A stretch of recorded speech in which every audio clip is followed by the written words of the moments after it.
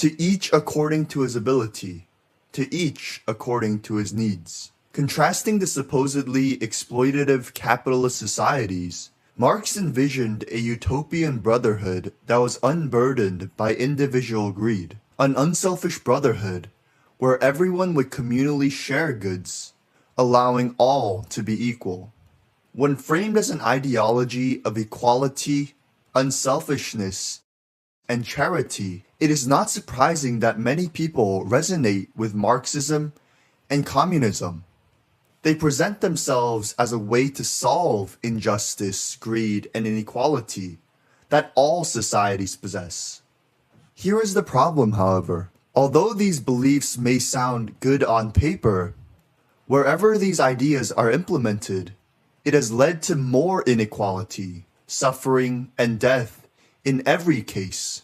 Historically, it has created a completely dystopian society, the exact opposite of the utopia that many believe will happen if these ideas are put into practice. Let's look at some major reasons why these ideologies have always failed, starting with the statement that the video had started with. To each according to his ability, to each according to his needs. The problem with this statement is, according to who? Who decides your ability and who determines your needs?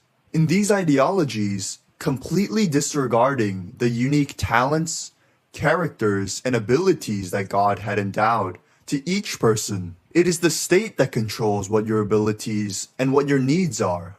In other words, the state would be in total control of the economy, attempting to spread its resources evenly to all people. This, in and of itself, is a problem, because even the state is composed of people with their own desires. As such, it often leads to the consolidation of goods to the powerful few, leaving the masses dissatisfied with mere breadcrumbs. Furthermore, without working with a free exchange of goods that naturally stimulates the economy, central planning of the market has always led to economic stagnation. One of the major reasons is due to it disregarding any motivation for human responsibility. Let's take an example. A person named Joe has tirelessly worked and practiced for many years to finally become a prominent and well-respected teacher throughout the nation. With his ability to communicate things on a simple level, Joe is able to teach many students while also being financially stable enough to support his own family. On the other hand, Bill, although having the same opportunity as Joe, decides to waste his youth and intentionally remains unemployed due to a lack of motivation. In this example, it is clear that Joe, due to his diligence, foresight, and action, contributes more to society. Now, on a purely economic standpoint, would it be fair if both Joe and Bill were to be paid the same amount from the government, especially when their actions led them to where they are? Of course not. But under communism, that's exactly what would be happening. There would be no incentive for both Joe and Bill to work harder and to innovate new, more efficient technology, other than presupposing that everyone would always sacrifice for the wider community. Even though this may work in tightly knit, small communities, extrapolating this communal sharing to anywhere beyond that disregards human nature. Human beings are motivated when there are certain incentives to reach a certain goal. As communism, by nature, lacks any incentive, there's no reason for anyone to work if the person who does not work receives the same outcome as the person who does work. Although one could characterize incentives as being inherently selfish, incentives, coupled with a free exchange of goods, can be mobilized for tremendous goods, as was the case for Joe.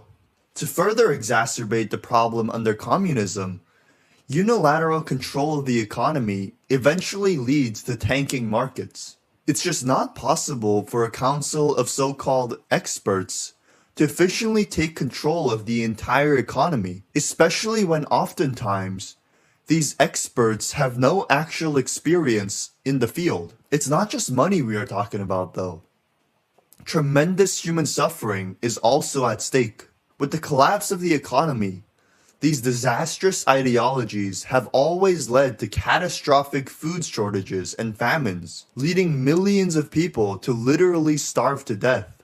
It is no wonder that some of the worst famines in the history of the world took place due to the draconian policies advanced by communism. Being so deprived of food, people inevitably have to resort to eating mud, tree bark, and in the most extreme cases, even their own children.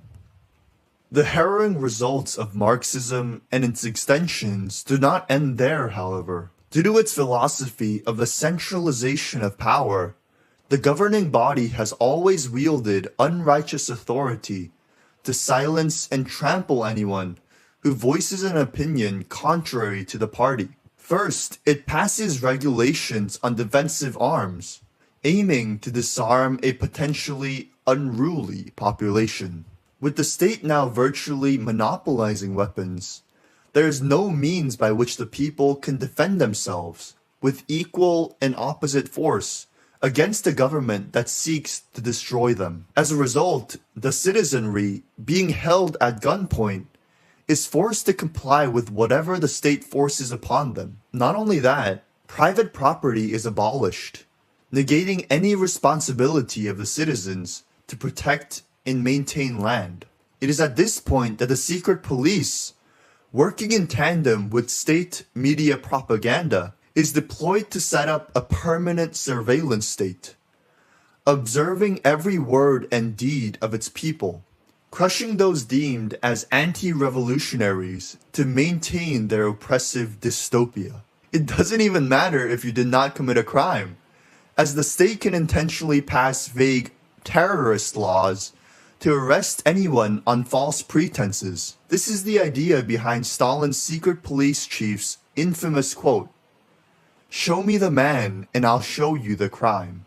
Once arrested, corrupt judges and fake witnesses installed by the government result in, quote, "enemies of the state," unquote, to be executed or transported to concentration camps, either to be reprogrammed or to be forced to work until their death. Millions have been forgotten this very way, their dreams, their stories, and their lives being violently swept away alongside them in the massive tsunami of injustice. This is the horrendous reality wherever communism has been implemented. Eventually, Marxism and similar ideologies always foster draconian surveillance states where dissidents are ruthlessly hunted down, unjustly imprisoned, and brutally executed. Although oftentimes the belief of communism and Marxism can stem from good motivations, many times the road to hell is paved with good intentions. In this particular case,